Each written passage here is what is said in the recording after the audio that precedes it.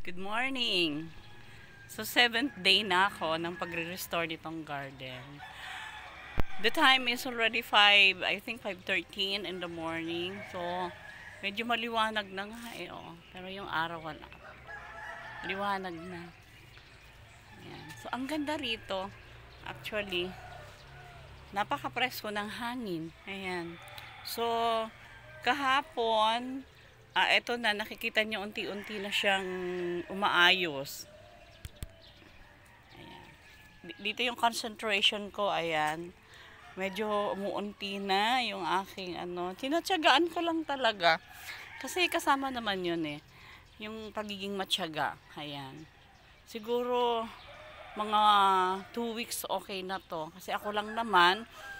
And also, lang ako nag-i-stay dito.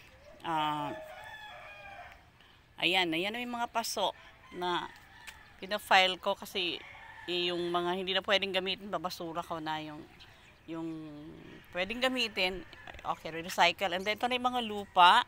Ayan kasi yan para pag naglagay ako dito plano ko kasi maglagay ng anong tawag dito? Yung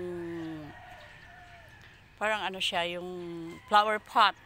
Yung hollow blocks na diretso, wala na mga paso-paso dito sa bandang gilid na to. Ayan, flower pot. Lagyan ko siya ng mga hollow blocks. Di ba? Tataniman ko na siya ng pechay or anuman gulay. So, ayan, ito na. And also, ayan, yung aking same dito sa parang hindi ko alam kung pag mga 1 week hindi pa rin talaga sila aalisin ko na kasi gusto sabihin patay na talaga sila. Kasi kung buhay sila, sila na magdadahon kahit pa isa-isa. Kasi ito nga malago na yung dahon. And then etong malunggay may dahon na rin. Etong balite meron na. So eto yung yellow flower. Hindi ko rin alam, nasasayang ako kasi talagang sobrang ang ganda talaga. Vine kasi siya. Pero pwede naman bumili. And then kasi magiging mother plant mo yan, pwede naman paramihin. And then ang ating mga desert rose. Ayan, unti-unti ko nang naaayos. So yung aking tuwang-tuwa ako dito sa aloe vera kasi brown na talaga to nandatnan ko, brown na yung kulay na. Tignan mo ngayon, green na siya. Ayan So maganda to sa sa scalp. Ayan, para maging healthy yung hair. Ayan Thank you. At eto na. To I think this is to. Kung hindi siya upo, palalagyan ko nga ng kung hindi siya upo, pwede siyang yung basta baging siya. Ayan, nalimutan ko na. Makakalimutin na ako. Ayan. So, thank you. At sinusubaybayan nyo ako. Ayan. So, talagang maaga akong gumigising. Ngayon, gumising ako 3, I think 3:30 a.m.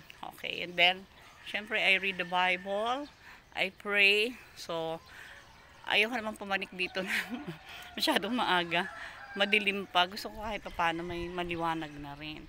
So, salamat. At eto, rin ako ng kamatis.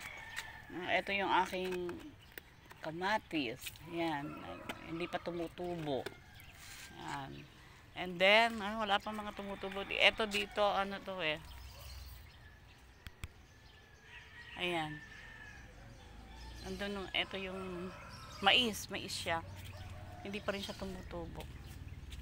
Ito, tumutubo na. Kangkong kangkong. Hindi ko kung anong tinanim ko rito. Ayun, yan, sitaw. Ayan, hindi pa tumutubo. Yung mga malalaking, hindi pa tumutubo. So, thank you. Ayan.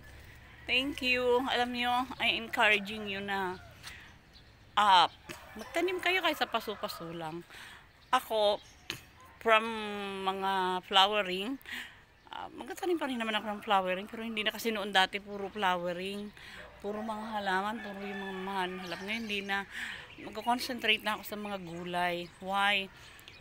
Ang mahal ng bilihin, palengke. Ang mahal, ultimong gulay ang mahal na.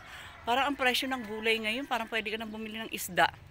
So, kaya rin lang naman natin na magtanim, especially petchay, hindi siya masyadong alagain. Tsaka madali siya, yung petchay ko dito, mga 1 week pa pwede ko nang i-transplant. Yan, yung mga madaling itanim ay petchay, kangkong. May mga kangkong naman na mga ano yun, yung mga sa upland, yung mga buto lang. And then kamote tops, madaling itanim.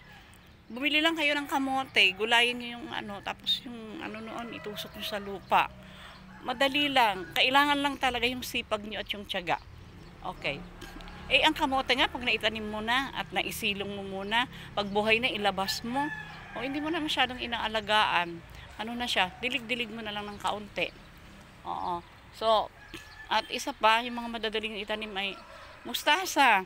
Ang mustasa ay para din, ano siya, parang pechay. Madali lang siya. And also, yung alokbati. Ang alokbati masustansya. Oo. Yung green saka yung yung parang violet, masustansya siya. Napakadaling itanim. Kahit ano yun, pwede kasi sa cuttings yun, pwede rin sa buto. Okay, cuttings madali ring tumubo. So, siya yung maganda yun sa munggo. Magtanim kayo ng ampalaya. Kahit hindi siya mamunga, yung dahon napapakinabangan nyo, masustansya pang sahog sa munggo. Ayan, yung So, maraming mga madadali lang naman tumubo. Kamatis. Ayan, nagtanim ako ng kamatis, hindi pa tumutubo. Kasi yan na yung mga natin pangunahin, yung sa araw-araw kailangan natin. So, kaysa bibili ka sa palengke, tatakbo ka sa palengke, pinakamaganda, may tanim ka na. Di ba? Kukuha ka na lang. At madali sila. 3 months lang. Ang pechay nga ata, 2 months. Ang tanong, 3 months mag-harvest ka na. Di ba? At ang isa pa, wala ko nakapagtanim na ako. Lady finger. Ano ba yun? Kalimutan ko sa okra. Madali rin siya mabuhay. Okay? At masusustansya yan. So, ini-encourage ko yung mga mami. Ayan. Kung nasa bahay lang naman kayo, libangan at the same time, nagiging kapakipakinabang sa atin. Naglilibang ka na kasi nakakawala sa stress ang maghalaman. Ako dialysis patient ako. Pero pinipiling ko pa rin dito, nag-gardening ako. Why? Kasi na-alis yung stress ko, nalilibang ako, napofocus ako sa pag-gardening.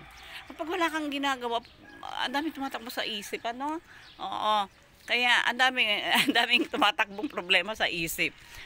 Sometimes wala ka ng problema, pag wala kang ginagawa, naging idle ang mind mo, ini-inject yan ng kaaway kung ano-ano pinag-iisip mo. Okay, so make yourself busy.